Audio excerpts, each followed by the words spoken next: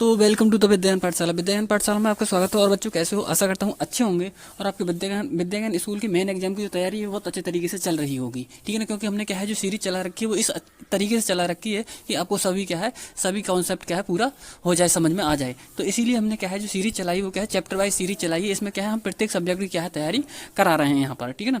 तो हमने क्या है जो डेली हम लेके आते हैं वो क्या है गणित तथा मानसिक योग्यता, और फिर क्या है गणित तो डेली चलता ही है हमारा। ठीक है ना? और साथ में क्या है गणित के साथ में क्या है मानसिक योग्यता, या फिर क्या है हिंदी, या फिर क्या है साथ में साइंस, जीके, जीएस वगैरह क्या है इस तरीके के पोर्शन अभी हमारे चलते रहते हैं। ठीक है ना?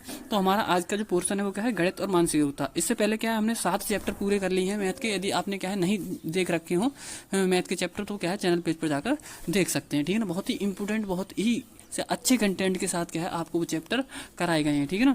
यदि नहीं देखे आपने तो क्या है तुरंत के तुरंत क्या है जाके चैनल पेज पर देख लें। ठीक है ना? अब आपका जो टाइम बचा है वो बहुत ही कम टाइम बचा है। ठीक है ना? इसलिए क्या है बहुत जल्दी से अगर आपने क्या है चैनल को सब्सक्राइब नहीं कर रखा है तो उसे सब्सक्राइब कर लें, जिससे क्या है तुरंत को तुरंत आपको नोटिफिकेशन मिलता रहे, आपका टाइम बर्बाद ना हो। ठीक है ना? तो आज बहुत ही इंपोर्टेंट चैप्टर मतलब क्या है पढ़ाया जाने वाला है, बहुत ही ज़्यादा इंपोर्टेंट। लेकिन बहुत ध्यान से। और देखो मैं आपकी बार क्या है इस जो चैप्टर में क्या है बहुत थ्योरी भी लेकर आया हूँ जो समझाने के लिए आपको, क्योंकि क्या है कुछ चैप्टर ऐसे होते हैं उनकी क्या थ्योरी बिना समझाए क्या है समझ में नहीं आता है। तो उसके क्या है तुरंत थ्योरी और के साथ में क्या है पहले फॉर्मूले बताऊंगा, उसके बाद क्या है इस चैप्टर को स्टार्ट करने वाला हूँ। ये जो चैप्टर है हमारा वो क्या है हमारा आयतन आयतन से संबंधित क्या है ये हमारा चैप्टर होने वाला है। ठीक है ना? जैसे क्या बोलते हैं वॉल्यूम। ठीक है ये। और आप सभी को क्या है आज हमारा क्या है 26 जनवरी यानी क्या है गणतंत्र दिवस है। गणतंत्र दिवस की आप सभी को क्या है बहुत सारी बधाइयाँ। ठीक है ना? तो स्टार्ट करते हैं हमारा चैप्टर। तो हमारा जो आज का चैप्टर है वो क्या है हमारा क्षेत्रफल तथा आयतन से संबंधित हमारा क्या है चैप्टर रहेगा। ठीक है ना? एरिया और वॉल्यूम। ठीक है ना? तो देखो इसमें क्या रहेगा, सबसे पहले देखो पता होना चाहिए कौन सी चीज़ क्या क्या होती है। इसीलिए क्या है मैं सभी चीज़ क्या है डिटेल में लेकर आया हूँ। आपको बिल्कुल भी परेशानी नहीं आने वाली है। आप अच्छे तरीके से यदि समझते रहोगे तो कोई भी परेशानी आपको नहीं आनी है। प्रत्येक चैप्टर कराया जाएगा, प्रत्येक चैप्टर के बाद क्या है फिर क्रॉस सीरीज चलाई जाएगी, जिसमें क्या है आपको सभी चैप्टरों को दोबारा से क्या रिवीजन हो जाएगा। ठीक है ना? और वो क्रॉस सीरीज है वो लाइव कराई जाएगी बिल्कुल पेपर क्या है पेपर के थ्रू। ठीक है ना? जैसे पेपर कराया जाता है, जैसे मैंने हिंदी का कराया था पेपर के थ्रू, इसी तरीके से क्या है ये कराया जाएगा। ठीक है ना? Cross series. तो देखते हैं। देखो दे रखा है मतलब परिमाप। परिमाप का मतलब क्या होता है वह आकृति की चारों ओर की बाहर की सीमा होती है। अन्य शब्दों में हम ये कह सकते हैं कि सरल रेखीय आकृति क्या है परिमाप उन सभी भुजाओं की लंबाइयों का योग होती है। तो सबसे पहले आपको पता होना चाहिए परिमाप क्या होता है। देखो मान के चलो ये क्या है हमारा एक आयत है। ठीक है ना? क्या है ये आयत है। इस आयत का यदि परिमाप पूछ लिया जाए तो परिमाप का मतलब क्या होता है? परिमाप का मतलब ये होता है कि इसकी चारों ओर की यानी कि यहाँ से चले ये, यहाँ से चले और यहाँ से चले, यहाँ से चले, यानी लौट के उसी बिंदु पर आ जाए, उनकी चारों ओर की क्या है कुल दूरी को क्या कहते हैं हम परिमाप कहते हैं। ठीक है? इसी तरीके से हमारा क्षेत्रफल। क्षेत्रफल का मतलब क्या होता है यानी कि क्या है सरल रेखीय आकृति का क्षेत्रफल उसकी रेखाओं द्वारा घिरे क्षेत्र होता है। यानी कोई क्या है सरल रेखीय आकृति है, उस रेखाओं द्वारा क्या है उसकी जो रेखाएं होती हैं उन रेखाओं द्वारा क्या है जो घिरा हुआ क्षेत्र होता है उसे क्या कहते हैं हम क्षेत्रफल कहते हैं। जैसे कि हमारा आयत है तो आयत का जो क्षेत्रफल का फॉर्मूला होता है वो होता है लंबाई गुणा चौड़ाई। क्या रहेगा? आयत का क्षेत्रफल लंबाई गुणा चौड़ाई। यदि चारों दीवारों को क्षेत्रफल पूछे, ठीक है, जैसे रूम होता है, रूम में क्या होती है चारों दीवारें होती हैं, तो चारों दीवारों को जो क्षेत्रफल का जो फॉर्मूला बनता है वो क्या बनता है दो गुणा ऊंचाई और ब्रैकेट में लंबाई प्लस चौड़ाई। तो ये फॉर्मूला क्या है बहुत याद करने जरूरी है आपको। ठीक है ना? इसीलिए क्या है मैं फॉर्मूले लेकर आया हूँ। पहले क्या है आपको डिटेल में पढ़ाऊंगा, फिर उसके बाद में क्या क्वेश्चन कराऊंगा। ठीक है ना? तो देखो अगला क्या रहेगा। अब उसके बाद में आयतन। आयतन का मतलब क्या होता है देखो बच्चों, किसी ठोस वस्तु द्वारा घेरे गए संपूर्ण स्थान को उस वस्तु का आयतन कहते हैं। क्षेत्रफल की इकाई वर्ग सेंटीमीटर में या वर्ग मीटर में होती है। ठीक है ना? जो क्षेत्रफल की जो इकाई होती है, क्षेत्रफल का जो मात्रक होता है वो क्या होता है या तो वर्ग सेंटीमीटर में होता है या फिर क्या है वर्ग मीटर में होता है। ठीक है ना? जबकि आयतन की इकाई यानी कि जो आयतन का मात्रक होता है वो क्या होता है या तो घन सेंटीमीटर में होता है या फिर घन मीटर में होता है। ठीक है ना? अब जैसे कि हमारे लिए क्या है इसमें एक आकृति दे रखी है। ये आकृति किसकी है? घन की आकृति है। घन में क्या होता है देखो इसमें लंबाई चौड़ाई ऊंचाई होती है। घन में क्या होता है लंबाई चौड़ाई ऊंचाई।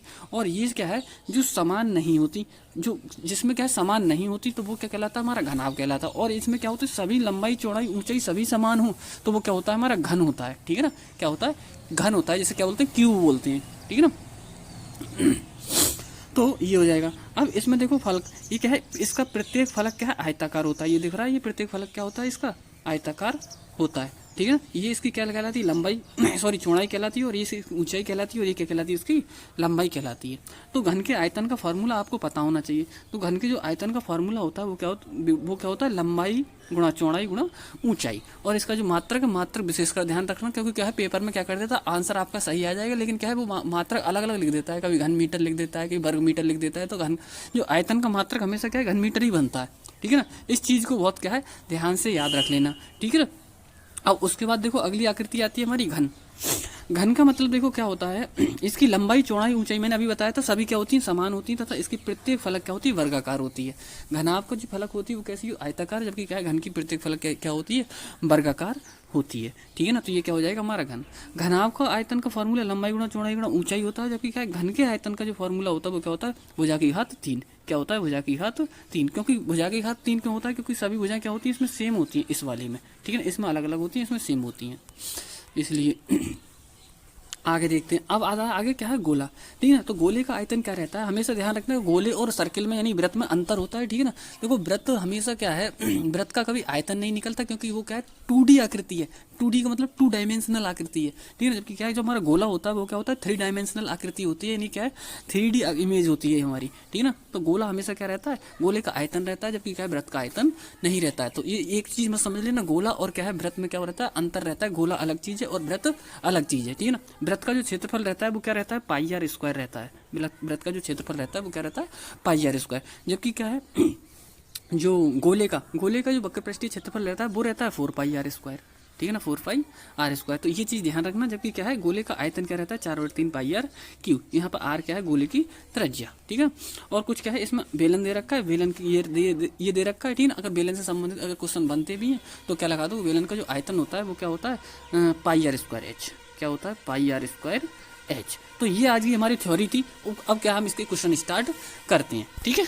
तो देखो पहला क्वेश्चन दे रखा है, मान लें एक वाटिका 180 मीटर लंबी है और 110 मीटर चौड़ी। इसके चारों ओर तार की 5 पंक्तियां लगाई जाती हैं।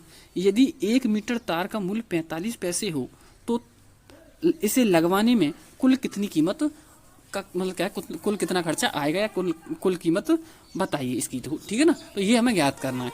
तो देखो सबसे पहले हम क्या करेंगे, सबसे पहले अब देखो ये कहने का मतलब ये है इसका कि जो वाटिका है वो किस तरीके की है, आयताकार है, ठीक है ना। क्योंकि देखो 180 मीटर लंबी है और 110 मीटर चौड़ी है, और लंबाई और चौड़ाई किसकी अलग अलग बराबर मतलब अलग अलग होती है, आयत की, ठीक है ना, इसके आयत की।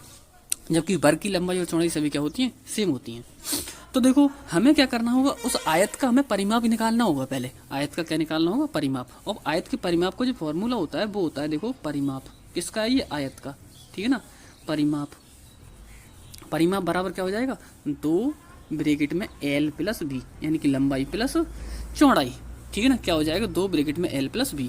तो बराबर क्या होगा, 2 ब्रैकेट में L। लंबाई कितनी दे रखी है, 1 सेकेंड इस पर क्या है पेन चल गया है, थोड़ा इरेज कर लेते हैं यहाँ से, ठीक है ना। ये कितनी दे रखी है हमारी, लंबाई कितनी दे रखी है 180, ठीक है ना। और चौड़ाई कितनी दे रखी है 110, ठीक है ना। कितनी दे रखी है 110, तो लगा दो यहाँ पे, ठीक है ना। 180 प्लस 110, ठीक है। इन्हें जोड़ लो 180 और 110 के लिए, तो 180 और 10 190, 190 में 100 जोड़ो कितना हो जाएगा 290, 290।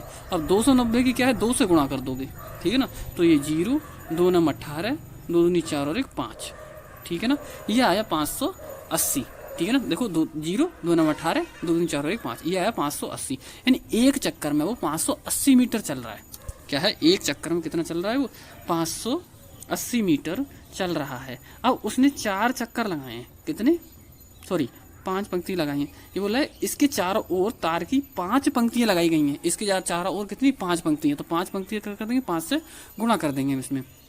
तो 5 से गुणा करोगे तो 0, 5 8 40 का सफर हासिल 4, 5 पंजे 25, 25 और 4 29, यानी 2900 मीटर। कितनी मीटर चल रही है वो, 2900 मीटर के तार हो गए वो, ठीक है ना। इसके चार और क्या है तार की 4 पंक्तियां लगाई हैं, तो कितना मीटर तार हो गया, 5 पंक्तियां लगाई हैं, 5 पंक्ति में कितना तार हो गया 2900 मीटर तार हो गया। अब उसे 45 पैसे इसमें क्या है लगवाने में खर्च आया, यानी 1 मीटर का जो खर्च है, ठीक है ना, कितना आया है 45 पैसे। तो 45 से क्या कर देंगे हम इसके लिए गुणा कर देंगे, ठीक है ना। क्या कर देंगे 45 से गुणा, तो 2900 की 45 से गुणा कर दो, ठीक है ना। तो देखो पहले 29 की और 45 की गुणा कर ले रहे हैं हम, दोबारा से रेज करते हैं। यहाँ पे क्या है हमारे 45 की और 29 की गुणा कर लो, ठीक है ना। तो 9 पंजे 45 के 5 हासिल 4, 9 चौक 36, 36 और 4 40।